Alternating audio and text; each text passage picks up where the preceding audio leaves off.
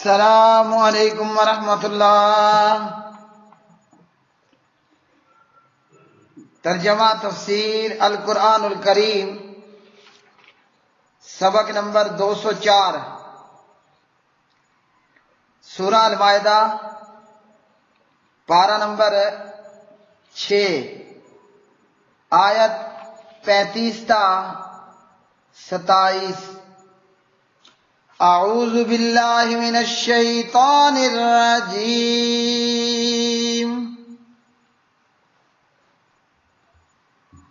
یا ایہا الذین آمنوا اتقوا اللہ وابتغوا الیہ الوسیلۃ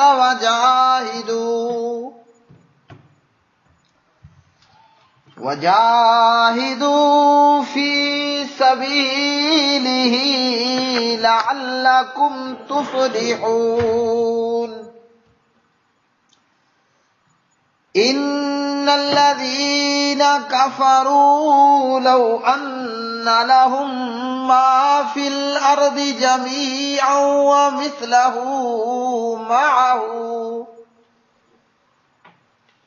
ومثله معه ليفتدوا به من عذاب يوم القيامة ما تقبل منهم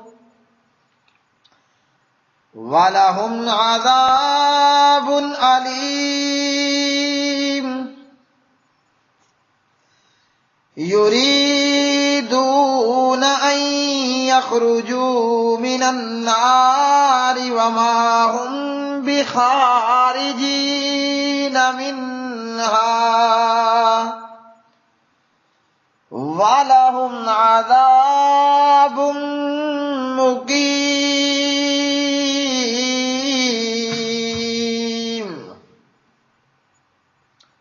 اے لوگو جو ایمان لائے ہو، اللہ تعالیٰ سے ڈرو اور اللہ تعالیٰ کی طرف قرب تلاش کرو اور اللہ تعالیٰ کے راستے میں جہاد کرو تاکہ تم کامیاب ہو جاؤ۔ بے شک جن لوگوں نے کفر کیا، اگر واقعی ان کے پاس زمین میں جو کچھ ہے وہ سب اور اس کے ساتھ اتنا اور بھی ہو تاکہ وہ اس کے ساتھ قیامت کے دن کے عذاب سے فدیہ دے دیں تو ان سے قبول نہ کیا جائے گا اور ان کے لیے دردناک عذاب ہے۔ وہ چاہیں گے کہ آگ سے نکل جائیں، حالانکہ وہ اس سے ہرگز نکلنے والے نہیں، اور ان کے لیے ہمیشہ رہنے والا عذاب ہے۔ یا ایھا الذین، اے وہ لوگو جو آمنو ایمان لائے ہو، اتقوا اللہ، تم ڈرو اللہ تعالیٰ سے، وابتغوا اور تلاش کرو، الیہ اس کی طرف، الوسیلۃ ذریعہ قرب، وجاہدوا اور جہاد کرو، فی سبیلہ اس کی راہ میں، لعلکم تاکہ تم تفلحون فلاح پاؤ۔ ان الذین بے شک وہ لوگ جنہوں نے کافروا کفر کیا، لو اگر، انا بلا شبہ ہو، لہم ان کے لیے، ما جو کچھ فی الارض زمین میں ہے، جمیعاً سارے کا سارا، ومثلہ اور اتنا ہی اور، معہ اس کے ساتھ، لیفتدوا تاکہ وہ معاوضے میں دے دیں، بھی اس کو، من عذاب سے یعنی عذاب سے بچنے کے لیے، یوم القیامتی روز قیامت، ما تقبلا تو نہیں قبول کیا جائے گا، منہم ان سے، وَلَهُمْ اور ان کے لیے، عذاب ہے، علیم بہت دردناک۔ یریدون وہ ارادہ کریں گے، ان یخرجوا کہ نکل جائیں، من النار آگ سے، وما ہم اور نہیں ہوں گے وہ بخارجین نکلنے والے منہا اس سے یعنی اس آگ سے جہنم سے وَلَهُمْ اور ان کے لیے عذاب ہے مقیم ہمیشہ رہنے والا۔ پیارے بھائیوں اور میری بہنوں، آج کا سبق اور ان آیات بینات میں اللہ سبحانہ و تعالی نے وسیلے کا ذکر فرمایا۔ وسیلے کے حوالے سے اور وسیلے کو لے کر بہت سارے لوگ گمراہ ہوئے، بدعات کا ارتکاب کیا، شرک کا ارتکاب کیا، اور اسی وسیلے کو لے کر پیغمبروں کو پکارا، مردوں کو پکارا، مرے ہوں کو پکارا، بزرگوں کو پکارا، اور بہت ساری خرافات کا ارتکاب کیا، اور اسی طرح شرک کا ارتکاب کیا۔ اللہ سبحانہ و تعالی نے اس آیت مبارکہ میں فرمایا کہ ایمان والو اللہ تعالیٰ سے ڈرو اور اللہ تعالیٰ کی طرف قرب تلاش کرو، یعنی ایسے اعمال کے ذریعے جو اعمال تمہیں اللہ تعالیٰ کے قریب کر دیں، جو اعمال اللہ تعالیٰ کے قریب کر دیں۔ وسیلہ جو کہ کتاب و سنت سے ثابت ہے وہ یہ کہ بندہ اپنے نیک اعمال کا وسیلہ پیش کرے، جیسے وہ 3 غار میں پھنس جانے والوں نے اپنے اپنے نیک اعمال کا وسیلہ پیش کیا، یعنی اپنے نیک اعمال کو اللہ کے قرب کا قریب ہونے کا ذریعہ بنایا۔ یا یہ کہ بندہ کسی بزرگ سے اور پیغمبر سے جبکہ وہ زندہ ہو یا زندہ تھے تو اس وقت کے لوگ ان سے دعا کے لیے کہتے اور وہ پیغمبر ان کے لیے دعا کرتا، جیسا کہ حضرات صحابہ کرام رضوان اللہ علیہ مجمعین پیارے نبی علیہ السلام سے آ کر دعا کرواتے، اور اسی طرح نبی علیہ السلام نے دعا میں اپنی محبت اور اپنی نسبت کے حوالے سے بھی وسیلے کا بیان فرمایا۔ اور جب پیارے نبی علیہ السلام فوت ہو گئے تو صحابہ کرام نے نبی علیہ السلام کا وسیلہ نہیں دیا، بلکہ آپ کے مہربان چچا جناب حضرت عباس بن عبد المطلب رضی اللہ تعالی عنہ کو اپنی دعاؤں میں اور بارش برسات کی برکھا حاصل کرنے کے لیے جناب عباس کو وسیلہ بنایا۔ اسی طرح کسی بزرگ سے دعا کروانا، جیسا کہ جناب اویس بن عامر اویس کرنی رحمہ اللہ سے صحابہ کرام نے اپنے لیے دعا کرنے کا کہا۔ رہ گیا معاملہ وسیلے کو لے کر مردوں کو پکارنا، فوت شدہ کو پکارنا، مرے ہوں کو پکارنا، انبیاء علیہ السلام کو پکارنا یا فوت شدہ بزرگوں کو پکارنا، تو یہ بدعات میں ہے۔ اور اگر کوئی یہ سمجھے کہ یہ تمام لوگ زندہ ہیں تو پھر یہ شرک ہے، اور یہ سمجھے کہ اللہ ہماری سنتا نہیں، ان کی موڑتا نہیں، ہماری ان مرے ہوں کے آگے اور ان کی اللہ کے آگے، تو یاد رکھیے کہ شرک اکبر ہے۔ کس کو پکارنا؟ میتوں کو، مرے ہوں کو پکارنا، یہ شرک اکبر ہے۔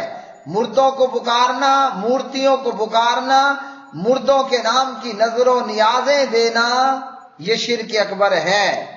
تو وسیلے کے معاملے کو لے کر بہت سے لوگ گمراہ ہوئے، اور پھر اللہ رب العالمین نے بتا بھی دیا کہ اللہ کا قرب کیسے تلاش کرنا ہے۔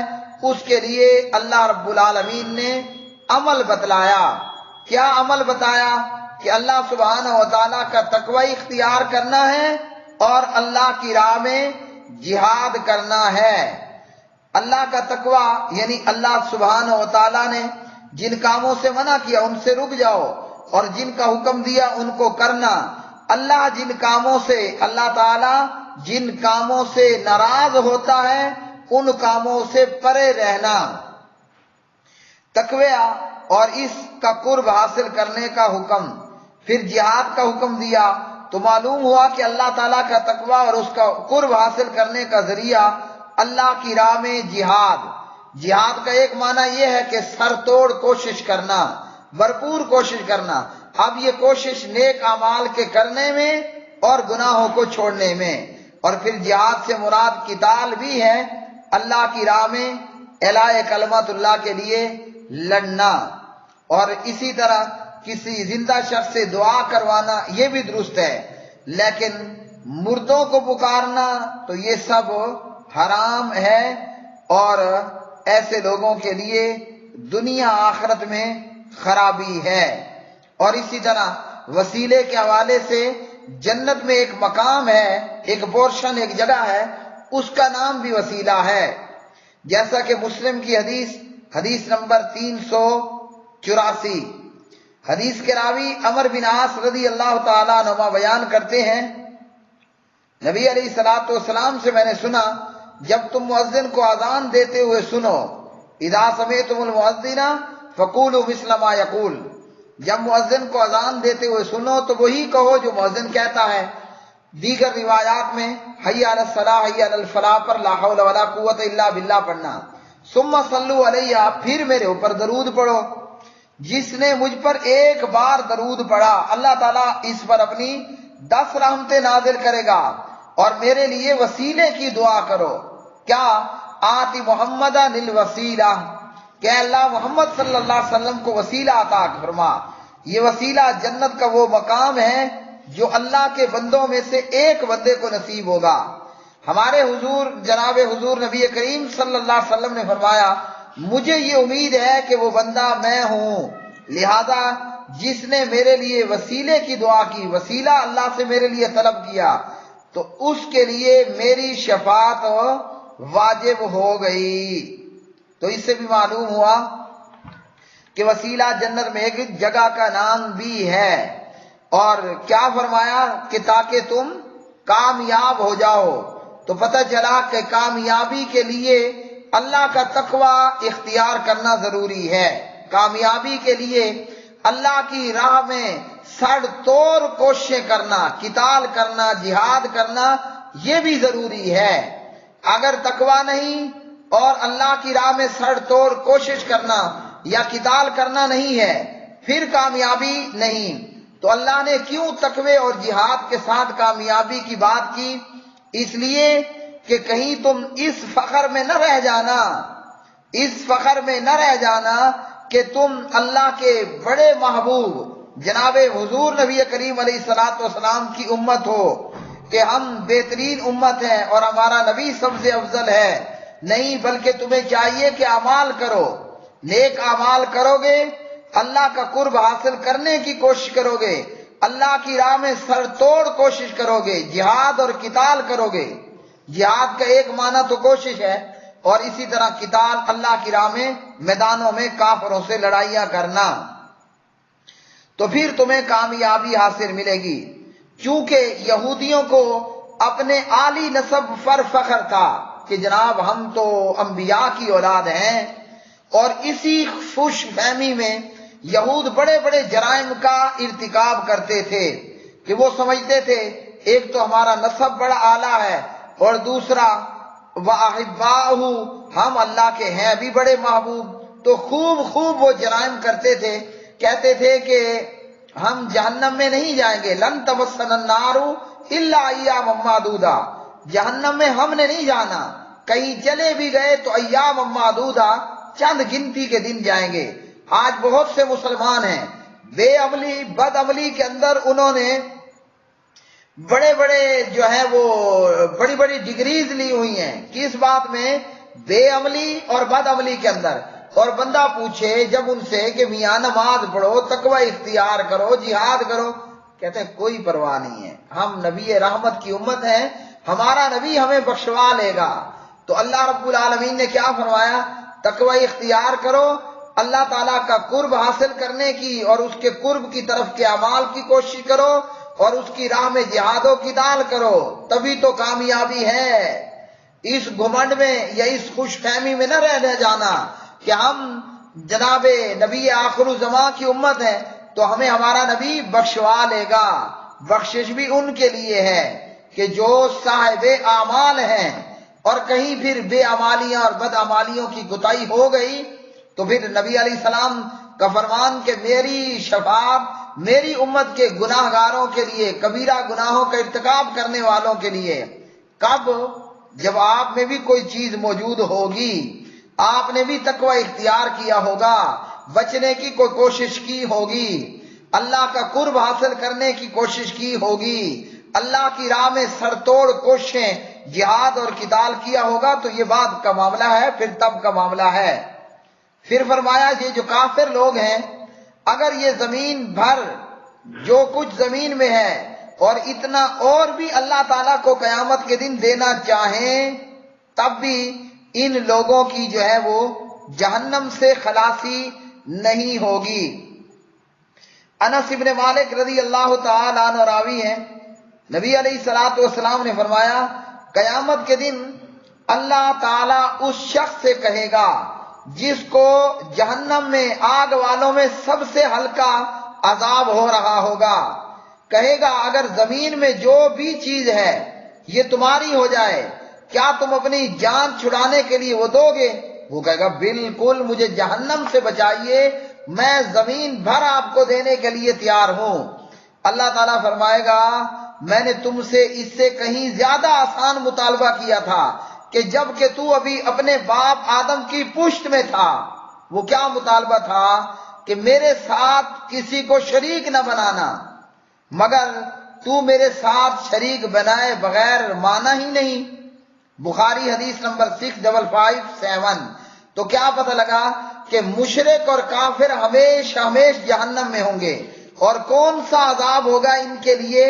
فرمایا کہ ایسا عذاب ہوگا کہ جو ہمیشہ ہمیشہ کا عذاب ہوگا، اس عذاب کا کوئی اختتام نہیں ہوگا، اس عذاب کے اندر کوئی نرمی نہیں ہوگی، کوئی پیکج نہیں ہوگا۔ یہ نہیں کہ 1 کروڑ سال جناب عذاب ہو گیا تو چلو اب جنت کو لے جاؤ، نہیں، عذاب مقیم ہوگا، ہمیشہ رہنے والا عذاب۔ اس کی وقت کی لمٹ بھی ہمیشہ ہوگی، اور اس کی شدت اور اس کے قہر و غضب کی علامت بھی ہمیشہ ہمیشہ ہوگی۔ تو میرے بھائیوں، اللہ تعالیٰ آج آپ سے کچھ نہیں مانگتا، اتنا آپ کا رب آپ کو کہتا ہے کہ اپنے پروردگار کے ساتھ شرک نہیں کرنا۔ اور یہاں یاد رکھیو، شرک کرنا صرف یہ نہیں ہے کہ آپ نے بت کو سجدہ کر لیا یا قبر کو سجدہ کر لیا۔ فرمایا بین العبد و بین الکفر و شرک ترک الصلاۃ، بے نمازی بھی کافر اور مشرک ہے۔ ہم میں سے کئی لوگ ہوتے ہیں وہ جناب بندہ اہل حدیث ہے، باقی تو ٹھیک ہے، عقیدہ بھی ٹھیک ہے، لیکن ہے بے نمازی، اور پیچھے کیا خاک رہ گیا ہے۔ جب بے نمازی ہے تو کافر ہے اور مشرک بھی ہے۔ کہ کفر اور شرک کے بیچ میں فرق کرنے والی چیز کیا ہے؟ وہ نماز ہے۔ فمن ترک الصلاۃ متعمدا فقد کفر، جس نے جان بوجھ کے نماز کو چھوڑ دیا وہ کافر ہو گیا۔ تو مشرک صرف اس کا نام نہیں ہے کہ جو بت کو پوج لے اور قبر کو سجدہ کر لے، جو بے نمازی ہے وہ بھی کافر اور مشرک ہے، کیونکہ نماز یہ کفر اور شرک کے بیچ میں فرق کرنے والی چیز ہے۔ تو کافر اگر اپنی جان چھڑانے کے لیے یہ زمین اور اس جتنی اور زمین، پوری کائنات، اس جتنی کئی اور کائنات اللہ تعالیٰ کو دے کر اگر کہیں کہ یا اللہ تو اب جہنم سے نکال دے، تو مشرکوں اور کافروں کے لیے جہنم سے خلاصی کی کوئی راہ نہیں ہوگی۔ ہاں، جو نمازی بھی ہو، توحیدی بھی ہو، روزے دار بھی ہو، پیسہ ہے زکوٰۃ دینے والا بھی ہو، پیسہ ہے حج کرنے والا بھی ہو، لیکن گناہوں کے کارن، گناہوں کی وجہ سے جہنم چلا گیا، وہ عذاب بھگت کر باہر نکال لیا جائے گا۔ لیکن کافر مشرک، اس کے لیے ان لمیٹڈ پیکج ہے جہنم میں رہنے کا۔ اللہم انا نعوذ بک من النار، اللہم انا نعوذ بک من النار، اللہم انا نعوذ بک من النار، اللہم انا نسألک الجنۃ الفردوس، اللہم انا نسألک الجنۃ الفردوس، اللہم انا نسألک الجنۃ الفردوس۔ وآخر دعوانا ان الحمد للہ رب العالمین۔